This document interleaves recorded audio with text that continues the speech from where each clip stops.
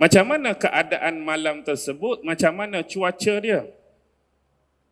Fi lailatin, pada malam, syatiyatin baridatin. Syatiyah tu sejuk, baridah pun sejuk. Nah, habaq sesak tu waktu dah malam dah, gelap dah. Cuaca pula sejuk yang teramat sangat, muslijatin, bersalji lagi. Imam Muqatil bin Sulaiman menyebut, malam tu adalah malam Jumaat.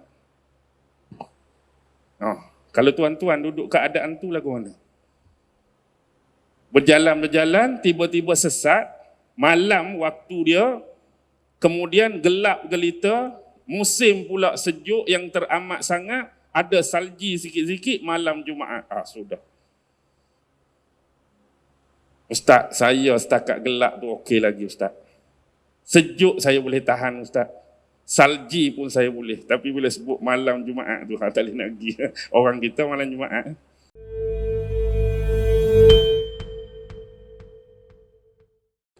Tuan-tuan, puan-puan, hadirin hadirat, muslimin muslimat yang dirahmati sekalian. Saya ingin berkongsi dengan tuan-tuan dan puan-puan, yaitu berkaitan dengan dua ayat yang difirmankan oleh Allah Subhanahu wa taala di dalam awal surah Taha. Allah Subhanahu wa taala berfirman, ba'da a'udzu billahi minasyaitonir rajim. Wa hal ataka hadisu Musa إذ رأى نارا فقال لأهلهم كثوا إني آنست نارا لعلي آتيكم منها بقبس أو أجد على النار هدى.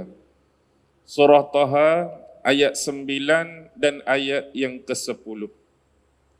Baik, sebelum kita menjelaskan, membicarakan dan memperincikan penafsiran huraian dan syarah bagi kedua-dua ayat tersebut, di mana-mana pun senantiasa saya menitipkan pesan kepada penuntut-penuntut ilmu, talibul ilmu, di mana-mana tempat sekalipun, seperti saudara-saudari hadirin hadirat di hadapan saya. Bila kita berbicara mengenai disiplin penafsiran ayat-ayat Al-Quran, ataupun kita nak memahami satu-satu surah, salah satu adab dan etika yang kita perlu ada ialah memahami secara ringkas, secara sekali lalu, sepintas lalu, latar belakang sesuatu surah yang kita baca, supaya kita dapat memahami dengan lebih baik mengapa sesuatu surah itu diturunkan kepada Rasulullah sallallahu alaihi wasallam dan apakah peristiwa-peristiwa yang menjadi latar belakang sejarah penurunan surah tersebut kepada Nabi. Jadi bila sebut surah Taha, surah ini adalah merupakan di antara deretan surah-surah Makkiyah. Apa dia surah Makkiyah? Surah Makkiyah ialah surah yang diturunkan kepada Rasulullah di bumi Mekah. Jadi surah Taha adalah satu surah yang termasuk di dalam surah Makkiyah. Dia adalah surah yang ke-20 di dalam susunan tertib surah-surah dalam Quran. Jadi yang betul atau sebenar, surah ni turun pada Rasulullah dulu adalah surah yang ke-45. Hak betul turun pada Nabi mengikut susunan, surah ni adalah surah 45. Tetapi bila sahabat-sahabat di zaman Sayyidina Uthman bin Affan nak melakukan pentadwinan, pembukuan penulisan Al-Quran, sebagaimana yang pernah diperintahkan oleh Rasulullah, jadi surah Taha ini berada pada tertib dan susunan surah yang ke-20 dalam konteks penulisan. Konteks penurunan dia adalah surah yang ke-45. Baik, surah Taha ini mengandungi 135 ayat, antara surah yang panjang. Dan surah Taha ini juga tidak terkecuali daripada beberapa ayat-ayat madaniyah di dalamnya. Umum surah ni turun di Mekah, tetapi dalam surah ni juga ada beberapa ayat diturunkan di Madinah kepada Rasulullah. Contoh ada 2 ayat. Ayat 20 adalah ayat madaniyah, ayat 121 adalah ayat madaniyah. Hak lain tu semua adalah ayat-ayat Makkiyah. Dan surah ini diturunkan kepada Rasulullah sesudah surah Maryam. Sesudah surah Maryam. Lepas surah Maryam, surah Taha. Kerana kedua-dua surah ini ada connection, ada kesinambungan. Surah Maryam sebelum surah Taha diturunkan pada Rasulullah sejurus sebelum para sahabat-sahabat Nabi berhijrah ke bumi Habsyah. Jadi surah Maryam tu turun sebelum sahabat Nabi berhijrah ke bumi Habsyah. Manakala surah Taha diturunkan, kemungkinan besar yang disebutkan oleh ulama ialah pada tahun yang ke-6 kenabian. Maksudnya Rasulullah duduk di Mekah, Rasulullah dah diangkat sebagai Rasul selama 6 tahun. Dan ini adalah dalam proses dakwah secara jahriyah, secara terbuka. Baik, surah ni diturunkan sebelum Islamnya Umar. Ini adalah satu kisah yang menarik berkaitan dengan salah seorang sahabat besar Nabi, Sayyidina Umar bin Al-Khattab. Jadi surah ni turun dulu, Umar pada masa tu belum masuk Islam. Dan Islamnya Umar disebabkan beberapa ayat yang awal daripada surah ini. Ayat-ayat tersebut telah berjaya menjentik hati Umar, telah berjaya melembutkan hati Umar yang bersifat kasar, yang bersifat baran. Tapi ayat-ayat ini berjaya menyentuh hatinya sehingga membawa kepada hidayah daripada Allah untuk Sayyidina Umar menerima Islam di tangan Rasulullah sallallahu alaihi wasallam. Kalau kita lihat di dalam muqaddimah surah Taha sebagai contoh, ada 2 riwayat yang didatangkan di dalam tafsir Al-Jami' li Ahkamil Quran. Siapa pemilik tafsir ini? Imam Al-Qurtubi rahimahullahu ta'ala. Ataupun selalu dan biasa kita sebut tafsir Imam Qurtubi. Di dalamnya didatangkan 2 riwayat. Satu daripada salah seorang imam besar hadis, iaitu Imam Daruqutni di dalam sunannya, melalui riwayat daripada sahabat Nabi Anas bin Malik. Ada 1 riwayat. Manakala riwayat yang kedua datang daripada seorang pakar sejarah dan sirah, iaitu Muhammad ibnu Ishaq. Yang mana pemberitaan tentang Islamnya Umar ni ada kisah yang cukup menarik.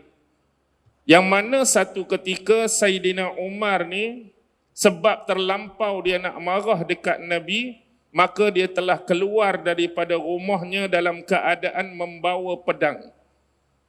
Dia keluar dari rumah dia bawa pedang dengan satu niat, satu tekad, satu matlamat.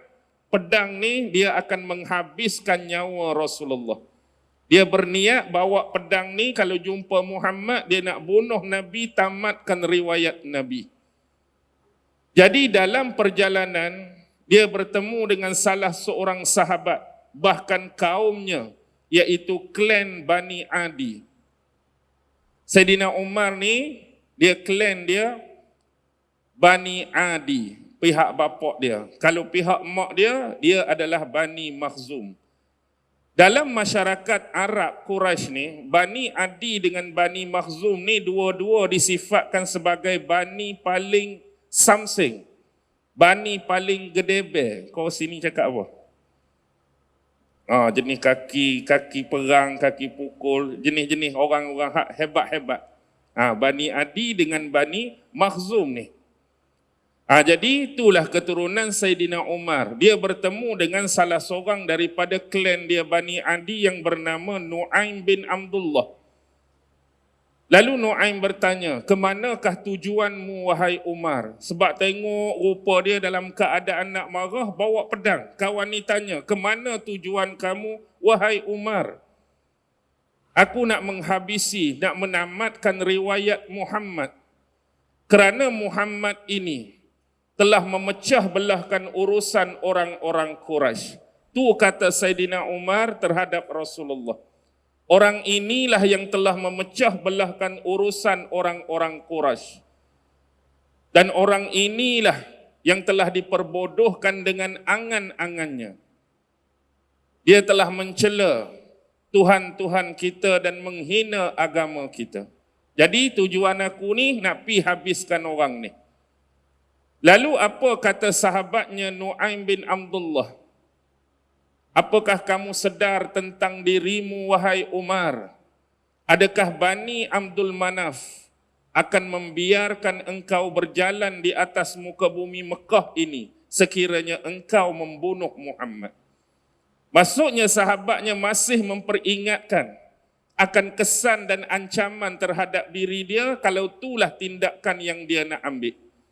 Kalau dia benar-benar bunuh Nabi Muhammad, adakah klan Nabi Muhammad, Bani Hashim, Bani Muttalib, Bani Abdul Manaf akan membiarkan dia terus hidup? Boleh berjalan di atas muka bumi ini? Pasti tidak. Kamu akan mendapat masalah, wahai Umar. Tetapi aku memperingatkan kepadamu, sebelum engkau mengurusi hal orang lain, adalah lebih baik kamu mengurusi hal keluargamu sendiri. Apakah maksud di sebalik perkataanmu? Sesungguhnya aku mendengar berita, aku mendengar khabar bahawa anak sepupumu, siapa anak sepupu Saidina Umar? Iaitu Sa'id bin Zaid, dan juga isterinya, adik perempuan kepada Saidina Umar sendiri, iaitu Fatimah binti Khattab, telah murtad. Murtad di sini bermaksud pandangan mereka pindah agama hak mereka dalam keadaan jahiliah menyahut seruan dakwah Islam yang dibawa oleh Nabi. Aku dengar cerita Fatimah binti Khattab, adik perempuan kamu, dengan suami dia Sa'id bin Zaid pun dah menerima agama yang dibawa oleh Muhammad. Kalau kamu nak urus hal orang lain, uruskan hal keluarga kamu sendiri dulu. Jadi asalnya niat nak pi mana? Asalnya niat nak pi bunuh Nabi. Tetapi bila dengar adik-beradik sendiri pun dah menerima dakwah Nabi, maka dia menghalakan arah perjalanan dia, tujuan dia ke rumah adik perempuan dia, iaitu Fatimah binti Khattab dan Sa'id bin Zaid. Tuan-tuan kenal tak dalam sejarah siapa suami kepada Fatimah binti Khattab ni? Sa'id bin Zaid ni siapa? Kalau dari sudut jalur keturunan, dia adalah anak sepupu kepada Saidina Umar lah. Saidina Umar tu pak sepupu dia, samalah. Maksudnya dia kahwin tu dengan mak sepupu dia. Faham ke tak ni? Sa'id bin Zaid, anak sepupu Saidina Umar, pak sepupu. Jadi bila isteri dia tu Fatimah binti Khattab, adik-beradik Saidina Umar, maka Sa'id bin Zaid tu sebenarnya berkahwin dengan mak sepupu dia. Mereka ni ialah klan Bani Adi, suku Quraisy. Okey, macam ni nak suruh mudah faham. Arab ni dia ada suku, dia ada bani yang kita sebut klan. Suku dia suku apa? Suku Quraisy. Jadi ada Bani Makhzum, macam saya sebut tadi, ada Bani Adi, ada Bani Abdul Manaf, ada Bani Hashim, ada Bani Muttalib dan sebagainya. Jadi Fatimah binti Khattab dengan abang dia Umar bin Al-Khattab tu adalah klan Bani Adi. Anak sepupu dia Sa'id bin Zaid pun confirm klan Bani Adi. Bani Adi ni satu klan yang besar. Adi bin Ka'ab, dia punya tonggak dia punya basic dia Adi bin Ka'ab. Siapa Adi bin Ka'ab ni? Dia adik-beradik dengan moyang Rasulullah sallallahu alaihi wasallam. Contoh, Muhammad bin Abdullah, Abdullah bin Abdul Muttalib, Abdul Muttalib bin Hashim, Hashim bin Abdul Manaf, Abdul Manaf bin Qusay, Qusay bin Kilab, Kilab bin Ka'ab, Ka'ab bin Murrah, Murrah bin Kilab bin Murrah, Murrah bin Ka'ab, Ka'ab bin Lu'ay, Lu'ay bin Ghalib, Ghalib bin Fihir. Jadi tok Nabi yang nama Fihir itulah yang digelar Quraisy. Yang jadi nama suku Quraisy tu berhenti pada tok Nabi yang nama Fihir. Dialah yang diberi gelaran Quraisy.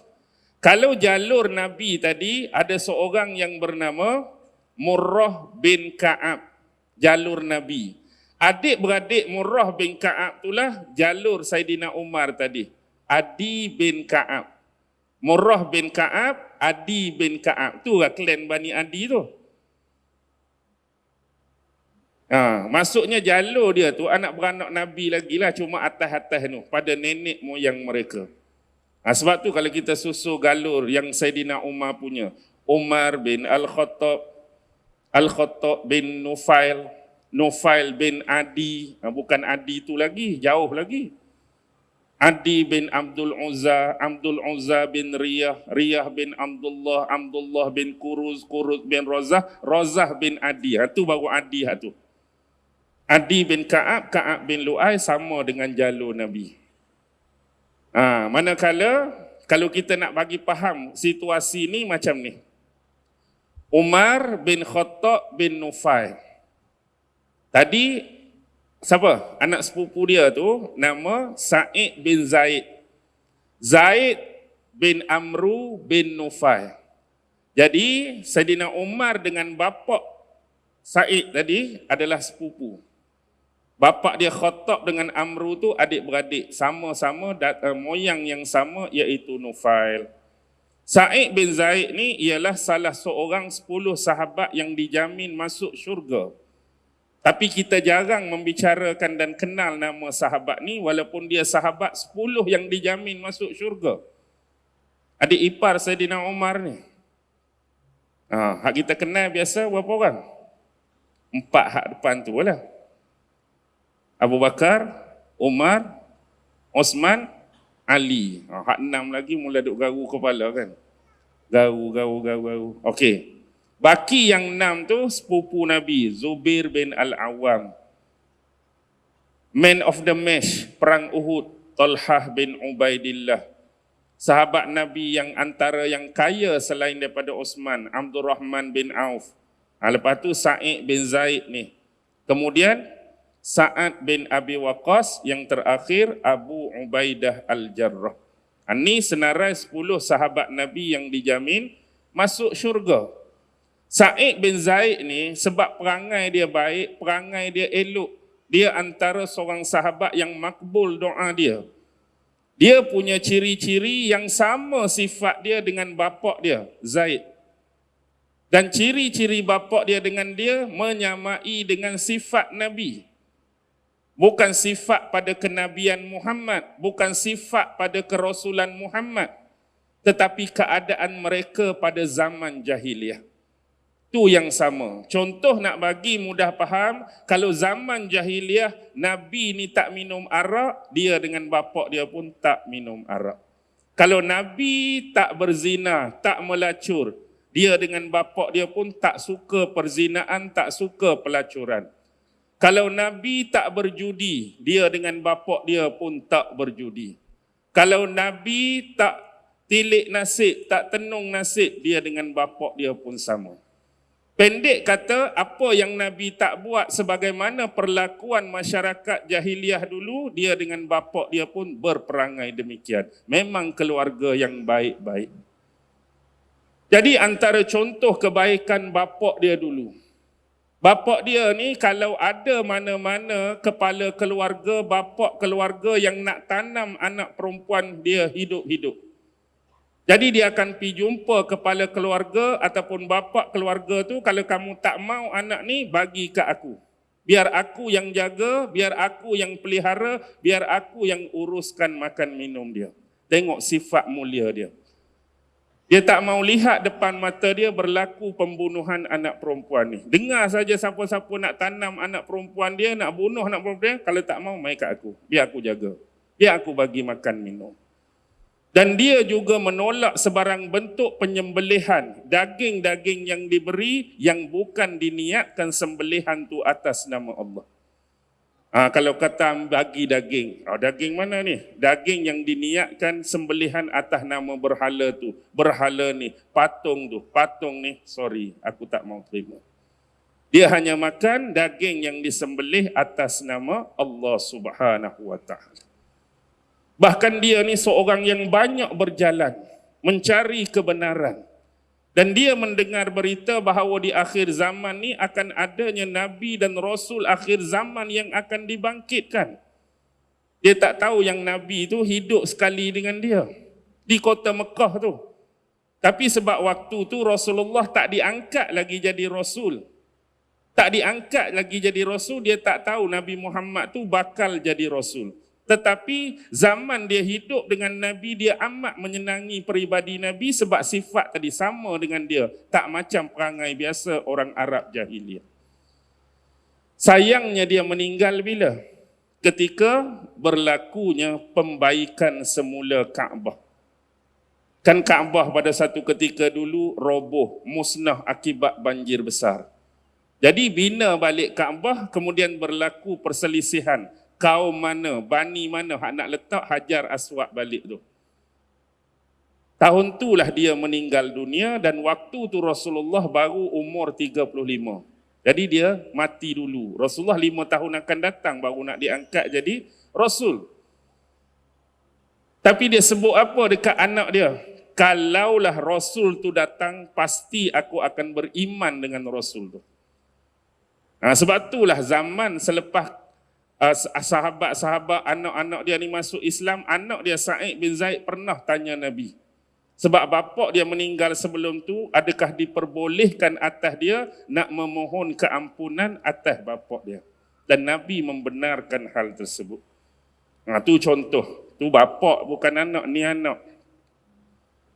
Jadi dia pergi tampak, dia pergi tendang, dia pergi belasah adik ipar dia sekali dengan adik dia. Aku dengar tadi kamu baca sesuatu bacaan, sesuatu ayat. Wak mai kat aku nak tengok ayat apa. Adik dia kata apa? Innaka rijsun. Sesungguhnya kamu najis. La yamassuhu illal mutahharun. Dan ayat ni tidak boleh disentuh kecuali orang yang telah menyucikan dirinya. Jadi kamu pergi mandi ke, kamu pergi ambil wuduk ke, baru aku bagi benda tu.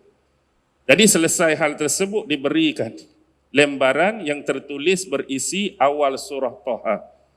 Yang mana pada masa itu ada seorang sahabat sedang membacakan ayat tu pada sepasang suami isteri ni, iaitu Khabbab bin Arats. Jadi dia pun baca, terkesan. Sebab Saidina Umar salah seorang sahabat yang memiliki kelebihan kepandaian membaca. Bila baca terkesan. Ni bukan kata-kata manusia, ni bukan syair, ni bukan kata biasa. Kata tu terus menghujung. Taha ma anzalna alaikal Qur'an litashqa illa tazkiratan liman yakhsha. Baca, last kali dia minta Khabbab tu lah. Bawa dia jumpa Rasulullah. Di mana? Di rumah Al-Arqam bin Abi Al-Arqam. Lalu Saidina Umar masuk Islam. Lihat tuan-tuan. Dan ini merupakan terbuktinya makbulnya doa Nabi.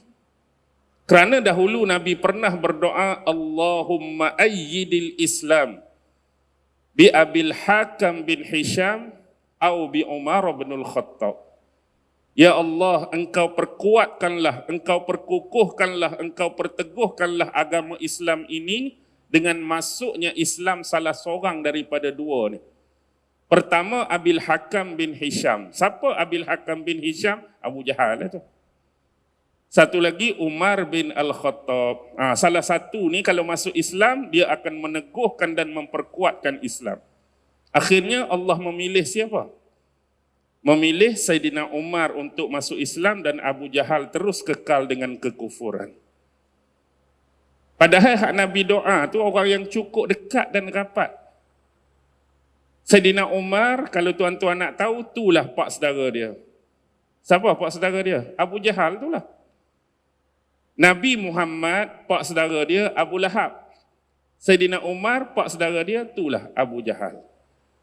Jadi hak Nabi doa tu anak saudara dengan pak saudara. Pasal apa? Sebab ibu Saidina Umar adalah Hantamah binti Hisham bin Al-Mughirah. Hantamah binti Hisham tu kakak kepada Abil Hakam bin Hisham tadi. Mak Saidina Umar kakak, Abu Jahal tu adik. Sebab tu Abu Jahal jadi pak saudara Saidina Umar. Saidina Umar ni masuk Islam dengan Hamzah siapa dulu? Hamzah dulu ke Umar dulu? Dia dekat-dekat dua orang ni. Jadi Allah bantu memperkuatkan Islam, pak saudara Nabi Hamzah pun masuk Islam, kemudian Saidina Umar. Beza 3 hari saja. Hamzah dulu, baru Saidina Umar. Tengok, Allah tolong agama ni melalui ketokohan mereka berdua. Itu lebih kurang cerita berkaitan dengan surah Taha. Baik. Surah Taha ni tuan-tuan mengandungi 3 bahagian. Ingat, ni benda yang penting. Berapa ayat tadi saya sebut? 135 ayat. Surah Taha bahagian yang pertama ayat 1 hingga ayat 8. Itu bahagian pertama. Bahagian yang kedua hak saya baca tadi, bermula ayat 9 sampai 98, itu adalah bahagian kedua surah Taha. Bahagian yang ketiga surah Taha 99 sampai akhir ayat 135. 1 hingga 8 yang pertama, 9 hingga 98 bahagian kedua, 99 hingga 135 bahagian yang ketiga. Baik, bahagian pertama, Allah menceritakan ayat-ayat yang berbentuk tasliyah. Banyak kali dah saya ulang, baik dalam rakaman, YouTube dan sebagainya, apa yang diistilahkan dengan tasliyah. Tasliyah ni ialah pujukan daripada Allah Subhanahu wa taala untuk menghiburkan hati Nabi agar hati Nabi ini menjadi tenang, relax, cool, calm. Sebab apa? Sebab Nabi menerima banyak penentangan-penentangan daripada elit-elit, bangsawan-bangsawan, pembesar-pembesar musyrikin di Mekah. Sejak awal Rasulullah berdakwah secara jahriyah terbuka ni, golongan ni menentang Nabi. Sebab dia berbeza, bersalahan dengan kefahaman akidah mereka, bersalahan dengan ritual dan amalan serta ibadah mereka. Sebab Nabi, misi dia ialah nak mendakwahkan tauhid, manakala mereka bergelombang dengan kesyirikan kepada Allah. Misi Nabi nak mari menyucikan dan membersihkan jiwa dan hati mereka, perangai mereka. Sedangkan mereka hidup lagu mana tuan-tuan? Sebagaimana yang kita sebut tadi, minum arak, berzina, berjudi, tenung nasib, percaya kepada tahyul khurafat, percaya kepada sial dan sebagainya, berperang atas perkara remeh-temeh, tanam anak perempuan hidup-hidup. Jadi Rasulullah nak cleansing, nak release semua perbuatan-perbuatan tersebut agar menjadi manusia-manusia yang berakhlak dengan akhlak sebagaimana yang diperintahkan dalam Al-Quran. Kerja mudah ke kerja senang? Sama je tu, mudah ke senang? Susah tuan-tuan, susah. Tapi bila datangnya Al-Quran pada Nabi membuktikan dengan wahyu Al-Quran dan akhlak yang ditunjukkan oleh Nabi berjaya menukar manusia-manusia yang bersifat dan berperangai demikian bila mereka menjadi sahabat kepada Nabi. Benda ni boleh diubah. Inilah kejayaan besar Rasulullah sallallahu alaihi wasallam. Sebagai seorang nabi dan rasul, Nabi Muhammad juga masih disifati dengan sifat-sifat dan naluri kemanusiaan. Apa maksud dia tuan-tuan? Maksud dia Muhammad tu Nabi, ya. Muhammad tu Rasul, ya. Muhammad tu kekasih Allah, Habibullah, ya. Muhammad tu mukjizat terbesar dia, Isra' dan Mi'raj pun, ya. Tetapi hati jiwa nurani Nabi Muhammad masih lagi bersifat kemanusiaan. Apa dia? Maksudnya kalaulah Nabi berdakwah benda yang benar, orang kata macam-macam. Nabi pun ada perasaan sedih. Kalau Nabi nak berdakwah benda yang betul, orang tuduh macam-macam. Nabi pun ada perasaan kecewa. Kalau Nabi nak menyampaikan wahyu daripada Allah, orang label macam-macam, orang fitnah macam-macam, orang kata macam-macam, Nabi pun kadang-kala ada stres dan tertekan. Sifat kemanusiaan dia.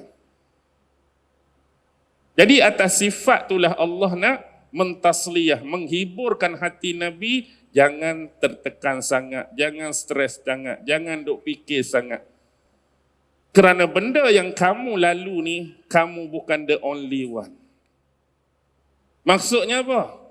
Maksudnya kamu bukanlah pemula bagi segalanya.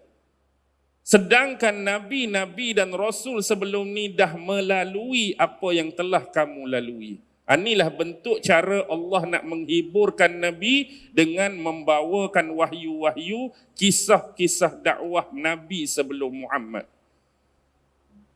Bukan kata kamu seorang saja kena macam ni. Nabi Nuh berdakwah dulu, macam-macam orang kata. Nabi Ibrahim berdakwah dulu, macam-macam kena. Nabi Saleh berdakwah dulu, orang tuduh macam-macam. Nabi Musa berdakwah dulu, hari-hari kena kat Fir'aun.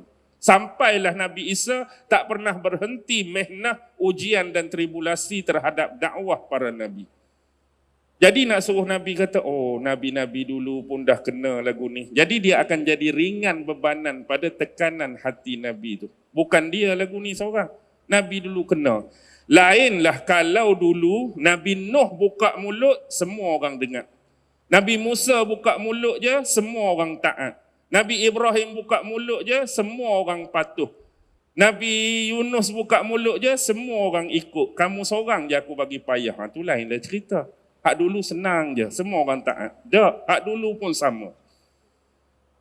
Jadi dia dapat menghiburkan hati Nabi. Nabi-Nabi dulu bentuk ujian. Inilah nak menaikkan martabat dan maqam seseorang Nabi dan Rasul Allah. Bukan mudah dan senang tuan-tuan. Kita pun hak orang biasa punya perasaan yang sama. Kita duk kuliah ke, kita duk ceramah ke, kita duk forum perdana ke, kita duk mengajar ke. Tiba-tiba orang tu pula kata macam-macam. Orang ni tuduh macam-macam. Orang ni fitnah macam-macam. Orang ni label macam-macam. Kita ada perasaan. Kita manusia. Oh sedihnya aku. Aku mengajak pun orang kata.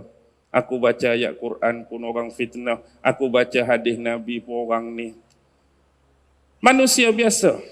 Apatah lagi Rasulullah sallallahu alaihi wasallam. Sebab tu didatangkan kisah dalam bahagian kedua, kisah Nabi Musa. Tu hubungan dia dengan surah Maryam sebelum ni. Kalau surah Maryam banyak Nabi Isa. Mari surah Taha banyak Nabi Musa. Kerana sifat dakwah Nabi Musa dengan Nabi Muhammad ni mempunyai banyak ciri-ciri persamaan. Walaupun Allah menyebutkan kisah Nabi Musa ni banyak dalam Quran, paling banyak. Nama Nabi Muhammad dalam Quran cuma ada 4 kali je. Kalimah Muhammadun dalam Quran 4 kali. Sedangkan kalimah Musa dalam Quran 136 kali. Paling banyak disebutkan oleh Allah, 136 kali Allah sebut di dalam 34 surah. 34 surah mari nama Nabi Musa. Paling banyak surah Al-A'raf, yang kedua banyak ni, contoh surah Taha, surah Asy-Syu'ara, surah Al-Qasas, surah Al-Baqarah, hak lain tu 2-3 ayat macam tu je lah. Banyak nak cakap sebab Nabi Musa ni duduk dengan siapa? Dengan kaum dia Bani Israel. Macam-macam perangai Bani Israel ni. Dalam Quran, ulama-ulama menyimpulkan ada 92 perangai dan karakter Bani Israel. Ambil surah tu, letak satu karakter, ambil ayat ni letak satu karakter. Kumpul ada 92 karakter. Macam-macam perangai. Itulah Nabi paling banyak, Rasul paling banyak diutuskan oleh Allah pada siapa? Bani Israel, perangai sakan sangat. Jadi hak Nabi rasa tu nak tengok apa pernah berlaku kepada Nabi Musa alaihi salam. Ni baru masuk ayat hak kita baca depan tadi. Tak ni mukaddimah baru. Tak apa kan? Kisah nak berhenti dah. Jauh lagi ni. Jauh lagi perjalanan ni. Okey. Tak apa, kita nak suruh bagi faham dulu. Okey. Wa hal ataka hadisu Musa? Apakah telah sampai kepadamu wahai Muhammad kisah Nabi Allah Musa alaihi salam? Ini adalah merupakan bentuk pertanyaan, penetapan dan pemastian daripada Allah Subhanahu wa taala. Di dalam tafsir Al-Qurtubi, beliau menyebutkan qala ahlul ma'ani, telah berkata ahli ilmu ma'ani. Pernah dengar ada ilmu ma'ani ni? Pernah dengar tak? Siapa yang pernah belajar ilmu balaghah, salah satu disiplin ilmu yang penting untuk memahami dan menafsirkan Al-Quran. Dalam ilmu balaghah tu ada 3 ilmu asas, 3 ilmu basic. Pertama ilmu bayan, yang kedua ilmu ma'ani, yang ketiga ilmu badi'. Hak nombor 2 tu ilmu ma'ani.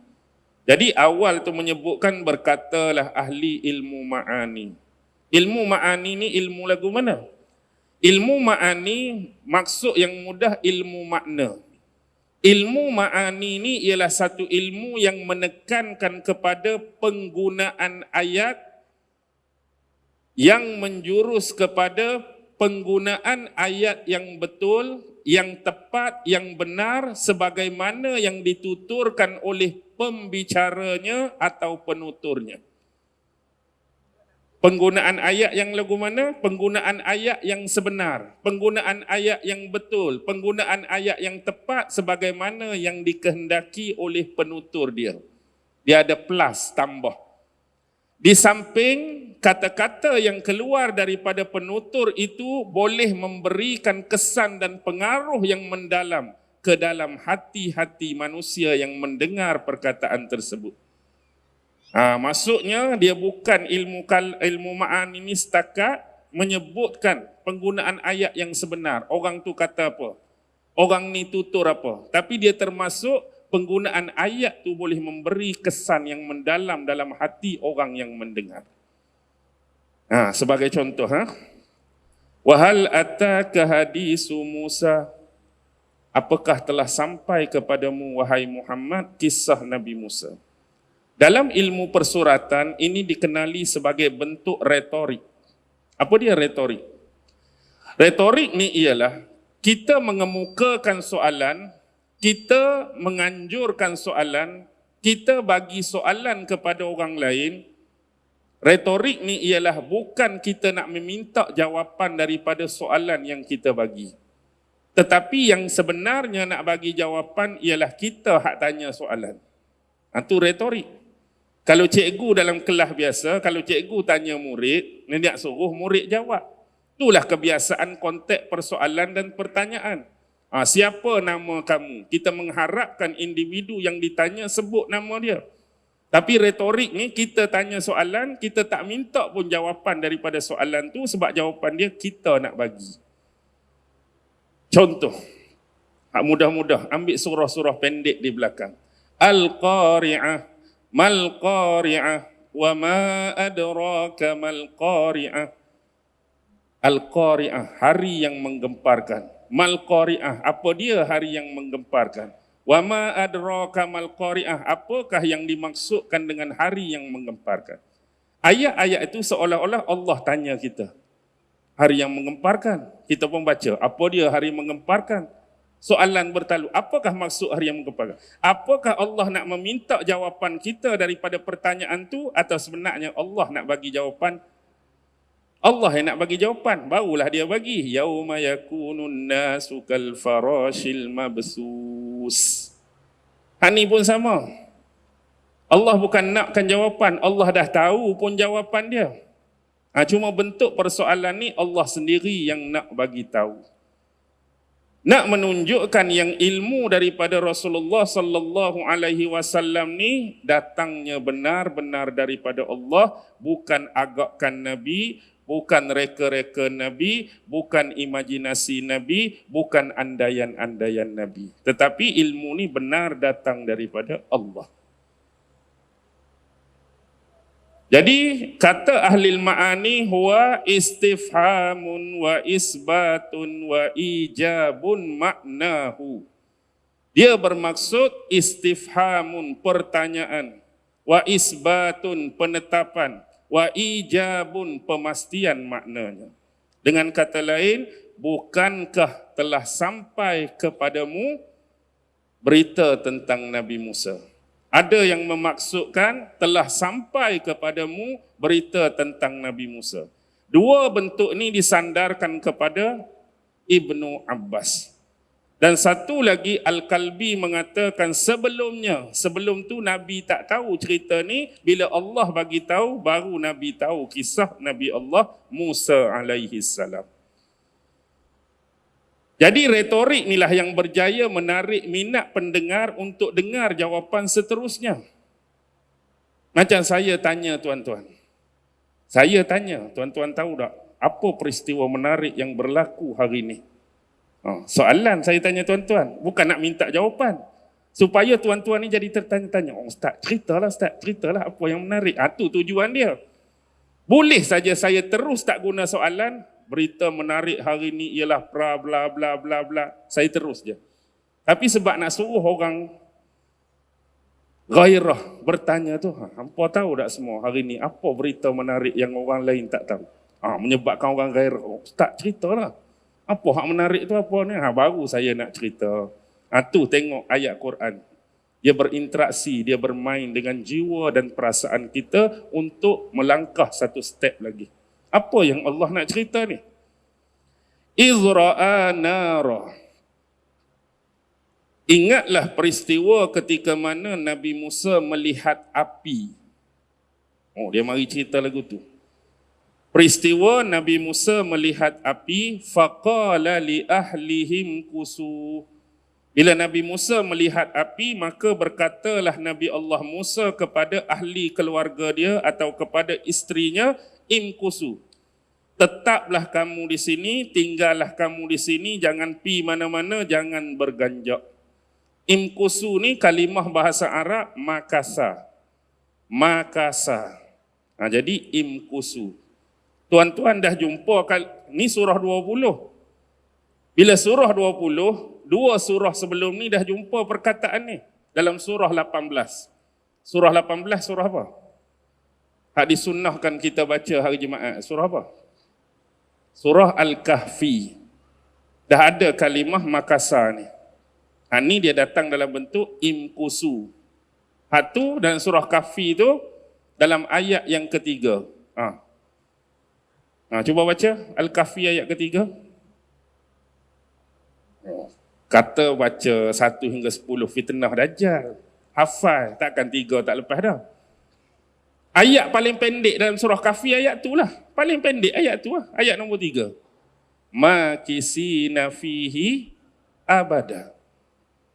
Makisi. Kalimah yang sama. Kata dasar dia makasa. Ayat kedua sebelumnya Allah cerita tentang apa? Allah bagi tahu tentang orang-orang yang beriman. Plus, tambah. Beriman lagi, kemudian dia melakukan amalan-amalan yang baik. Mengamalkan amalan-amalan yang soleh, pasti Allah akan meletakkannya di dalam syurga. Dan sifat syurga tu, makisina fihi abada. Mereka akan tinggal di situ. Duduk tetap di situ, tak berganjak dah. Tak keluar-keluar dah. Jadi hak ni pun sama, imkusu. Duduk sini ya, jangan pi mana-mana. Takut jadi apa-apa, duduk sini tunggu. La'alli inni anastu nara. Sesungguhnya aku telah melihat api. Ai absartu nara. Aku telah melihat api. La'alli mudah-mudahan.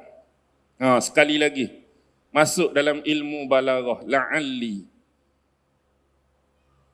Orang mengaji pondok. La'alli dah. Dia akan ada dua benda, tamanni dengan taraji. Satu tamanni, satu taraji. Dua-dua ni permintaan, dua-dua ni permohonan. Dua-dua ni pengharapan kepada Allah. Tapi apa beza tamanni dengan taraji? Tamanni ni ialah satu permohonan yang kita buat, tetapi permohonan hak kita nak tu amat-amat mustahil untuk berlaku. Tapi diminta oleh orang yang memohon, tapi diminta oleh orang yang mengharap, tapi apa yang dia harap tu mustahil berlaku. Dah harap buat apa kalau mustahil? Minta buat apa kalau mustahil? Contoh tamanni dalam Quran ni, macam Allah sebutkan doa harapan penghuni-penghuni kubur alam barzah yang sedang disiksa oleh Allah. Jadi apa bicara mereka? Kalaulah kami dihidupkan kembali ke dunia buat kali yang kedua, pasti kami akan menjadi orang-orang yang beriman. Dia tu duduk mana dah lah ni? Duduk alam kubur dah. Harapan dia, hak dia duduk tengah kena seksa, kena bantai, kena pukul, kena tukul, kena sepak ni. Allah kalau boleh hidup atas dunia. Harapan dia. Tapi mustahil ke tak mustahil? Mustahil dah. Hang tak dihidupkan. Tu maksud tamanni. Tak suruh senang faham. Mengharap juga ahli kubur tu. Tapi dah sulit dah untuk dimakbulkan. Kalau taraji ni hak ada harapan. Taraji hak ada harapan. Biasanya taraji ni dia bermain dengan apa? La'alla. Ni tadi. La'alli, mudah-mudahan, semoga. Dia ada la'alla litaraji, la'alla lil isfaq. La'alla litaraji bermaksud pengharapan. La'alla lil isfaq bermaksud takut kecewa. Ketakutan tu dari sudut kekhawatiran akan kecewa. Contoh ni bentuk pengharapan. Maksudnya la'alla litaraji. La'alli atikum minha biqabasin. Mudah-mudahanlah. Sebab tadi aku nampak api. Mudah-mudahan kalau aku pi tempat sumber api, cahaya api tu, aku boleh bawa balik cebisan daripada api tu pada kamu, pada ahli keluarga dia. La'alli tu harap-haraplah benda tu berlaku. Kalau pi tak jumpa api ke, pi tak ada api ke, tu tak tahu lagi. Maksudnya la'alli di sini mengharap bila nampak api tu, Allah harapannya kalau pi tempat api bolehlah ambil bekas api tu kat mari sini. Satu lagi, la'alli lil isfaq. La'alli lil isfaq ni dia lebih kepada kekecewaan. Seperti orang Arab selalu sebut, la'alli rasibtu. Aku khawatirlah, aku akan gagal. La'alli juga dia guna, tapi bukan bentuk pengharapan, tapi kekhawatiran, ketakutan. Jadi khawatir di sini, khawatir apa? Rasibtu, takut gagal dalam exam, takut gagal dalam minta kerja dan sebagainya. Sebab tu pentingnya ilmu balaghah dalam tafsir Quran ni. Ni contoh. Okey, kembali. Au ajidu 'alan nari huda, ataupun aku akan dapati daripada api itu sebarang bentuk petunjuk. Dua benda di sini. Mula-mula Nabi Musa nampak api.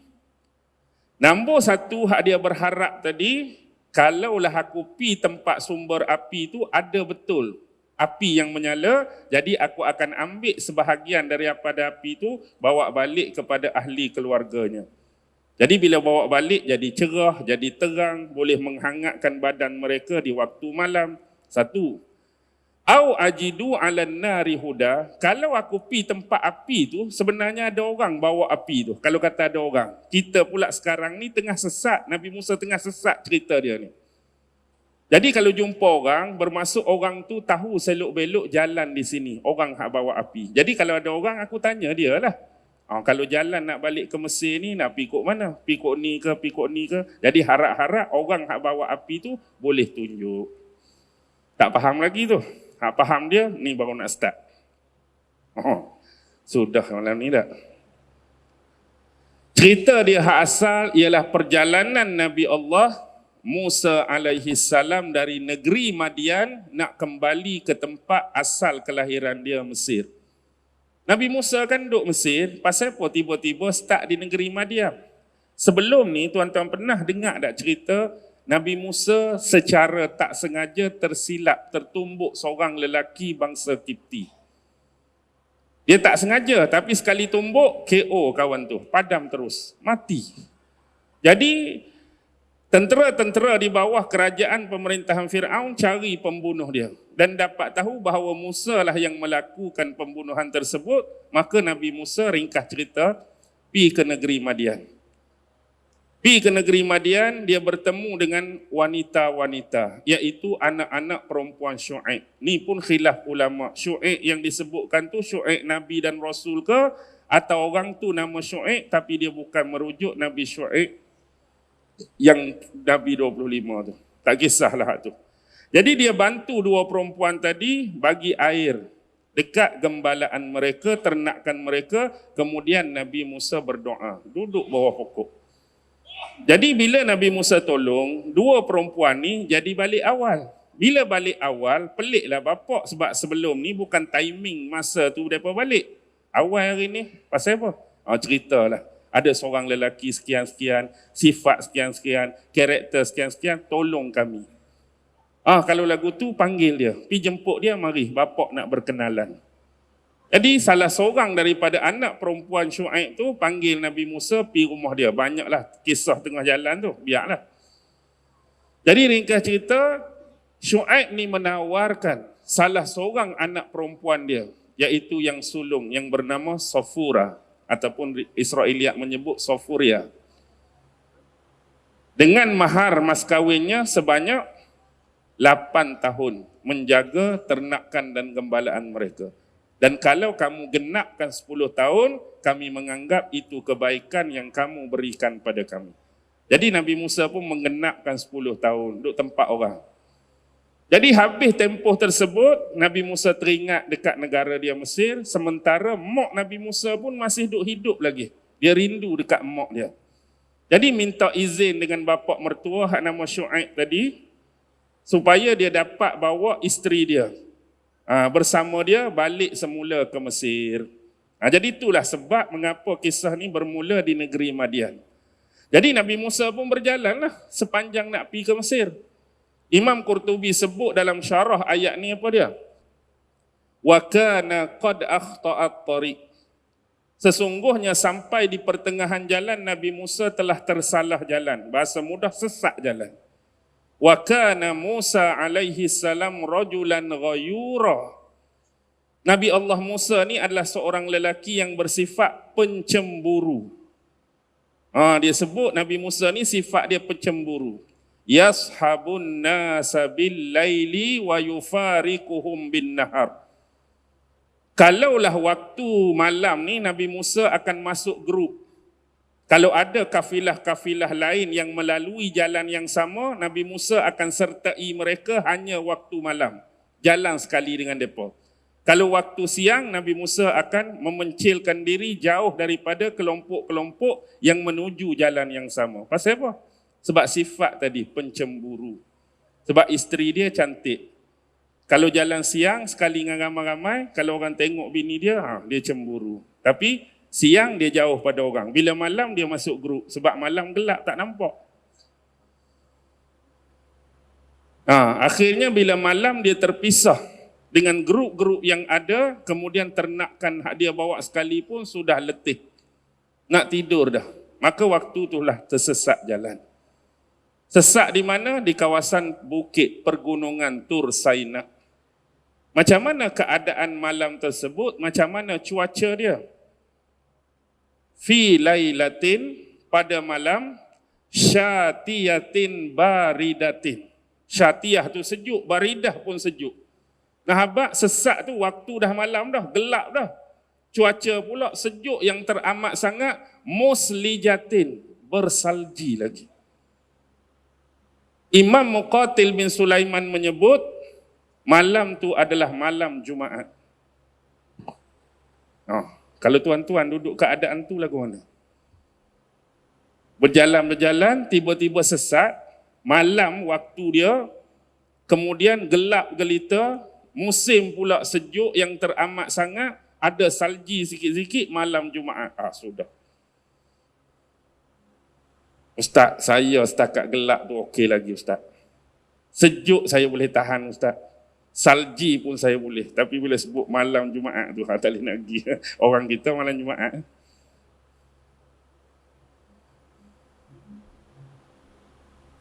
Okey, Nabi Musa tersesat.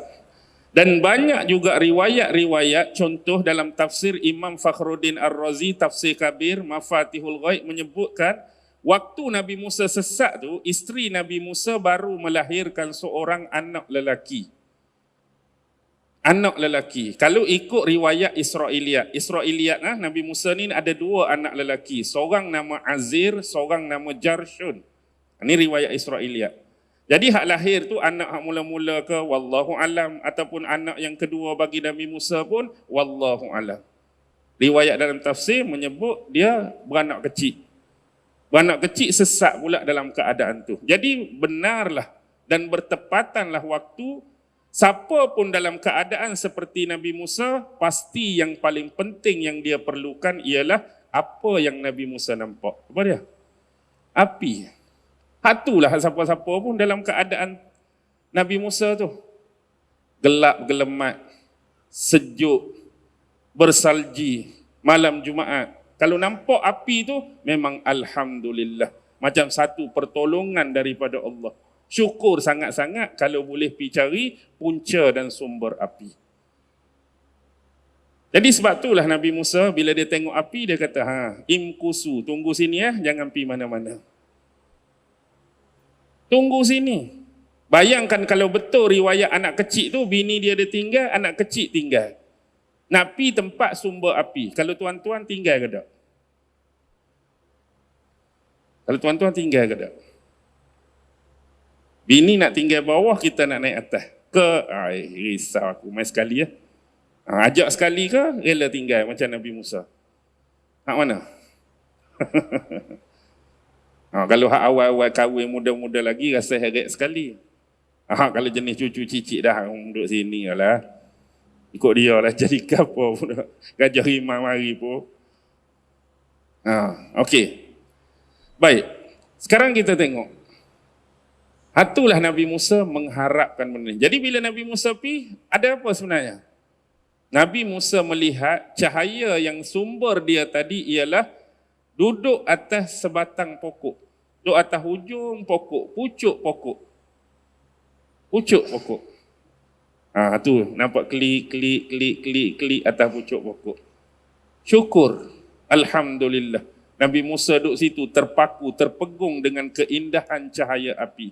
Dan cahaya api tersebut, apa dia? Tidak langsung menghilangkan kehijauan daun pokok. Indah sungguh.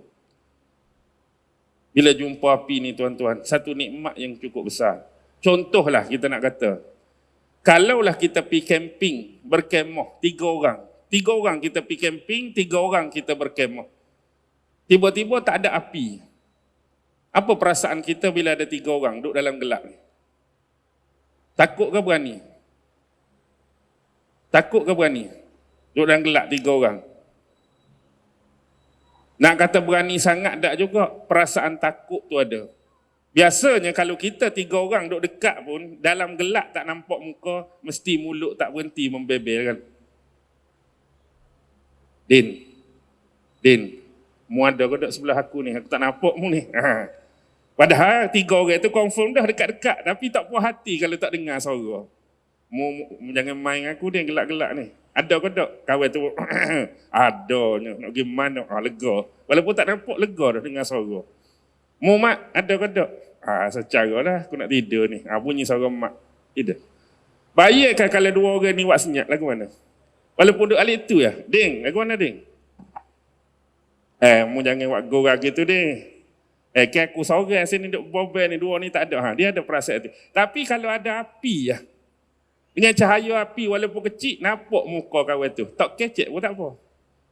Tak tanya pun tak apa, nampak muka tentu dah ada. Ding ada, nampak mak ada, nampak. Beza dengan hak gelak gelemak ni.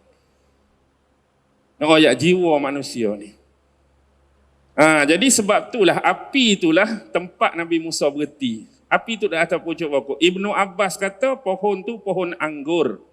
Kalau imam-imam lain, dia tak sebut pohon gapo, cuma api tu duduk atas pohon je. Daripada arah api itulah Nabi Musa mendengar kalam Allah Subhanahu wa taala yang mengajak Nabi Musa berbicaranya dengannya. Itulah perbicaraan pertama yang mana Allah Subhanahu wa taala nak melantik Nabi Musa menjadi seorang rasul. Lepas pada ni aku bagi kamu mukjizat, kemudian balik ke Mesir, dakwahlah Firaun. Izhab ila Firaun innahu tagha. Pergilah kamu kepada Firaun kerana Firaun sudah melampaui batas. Okey, jadi sebelum tu dalam tafsir Mafatihul Ghaib, tafsir Kabir Imam Fakhruddin Ar-Razi ni, dia bawa pembahagian api. Ilmu barulah kita boleh. Apa dia? Pembahagian api ni ada 4. Api jenis yang pertama. Api jenis yang pertama ialah ada cahaya padanya tetapi tidak terbakar. Apa ya? Api ke dia? Sifat api yang pertama ni ada cahaya padanya tetapi tidak membakar. Api ke apa?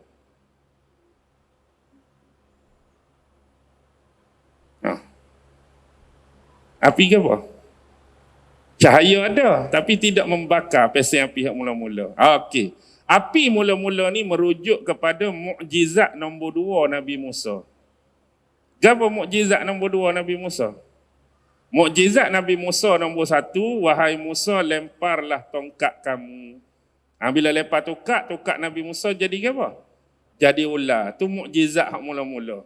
Mukjizat yang kedua, masukkanlah tanganmu ke dalam jubahmu. Bila Nabi Musa keluar, tangan dia jadi apa? Tangan dia bercahaya.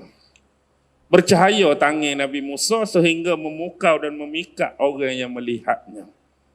Jadi tangan Nabi Musa yang bercahaya tu sifat api yang pertama, orang tengok ada cahaya tapi dia tidak membakar. Bukan kata tangan Nabi Musa tu gelu bakar supaya Adi pendekar tangan berapi majalah hujan tu kan. Ingat tak?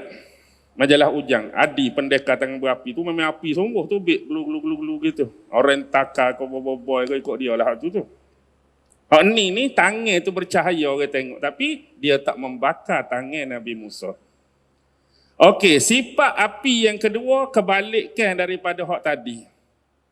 Nombor 2, sifat api ni membakar tapi tidak ada cahaya baginya. Terbalik. Dia membakar tapi tak ada cahaya. Lagu mana ustaz dah terbakar kat goliknya, bercahayalah bila terbakar ni. Ni tak terbakar tapi tak ada cahaya.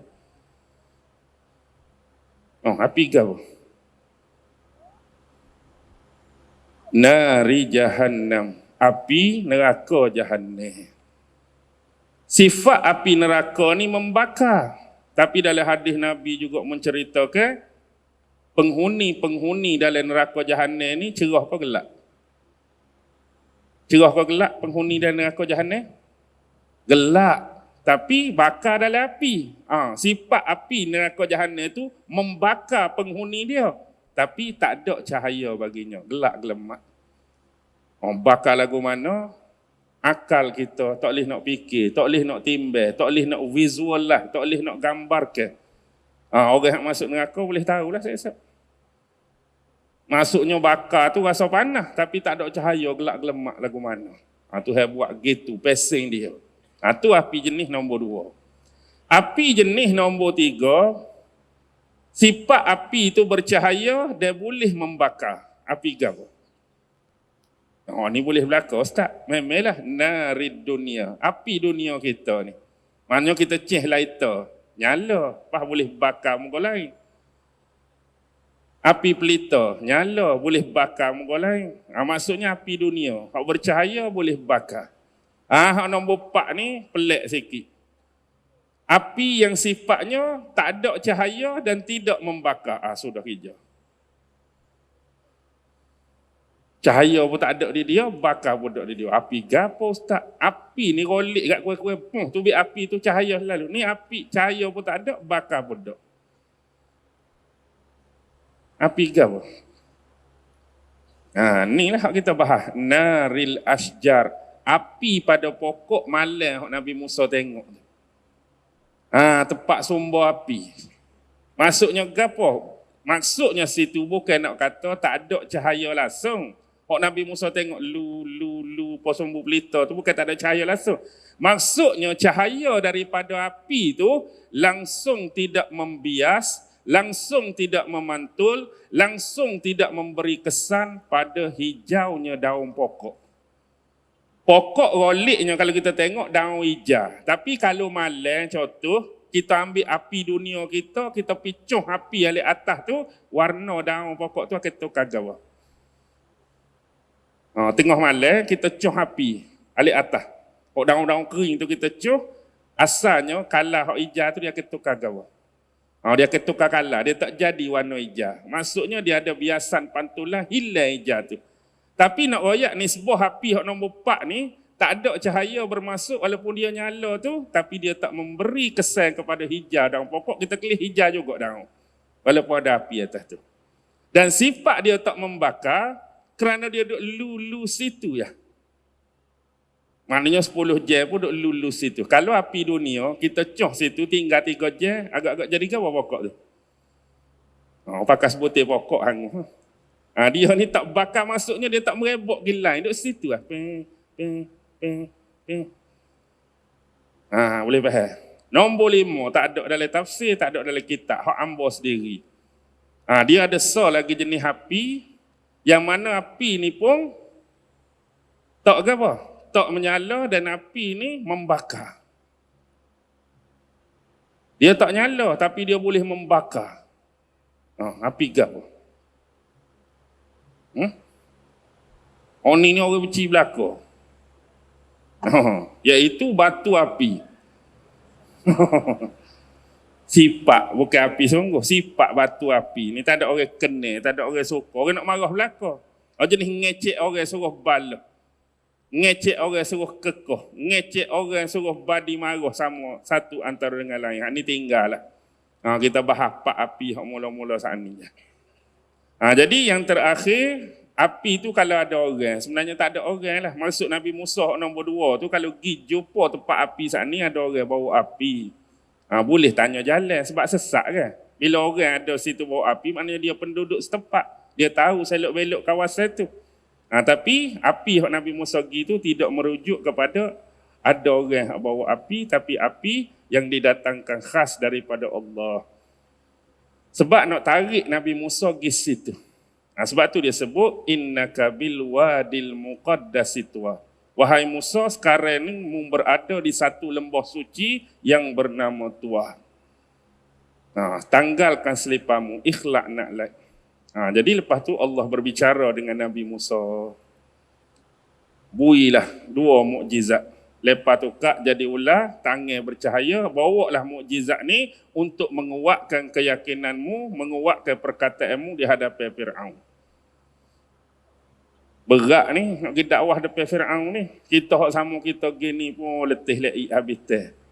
Suruh pergi hak orang ngaku jadi ke apa? Ngaku jadi Tuhan ni bukan main-main ni. Ngaku jadi Tuhan ni orang gede benar. Kalau ayah pen dulu pun wakil kerajaan Tuhan je, tak ngaku lagi. Wakil kerajaan Tuhan. Ni Tuhan sungguh. Bukan dia tu Tuhan sungguh. Ngaku Tuhan betul-betul aku ni Tuhan. Bagi penduduk Mesir pada masa tu. Tu peringatan bersama. Jadi saya berhenti setakat ni dengan izin Allah wabillahi taufiq wal hidayah. Wassalamualaikum warahmatullahi wabarakatuh.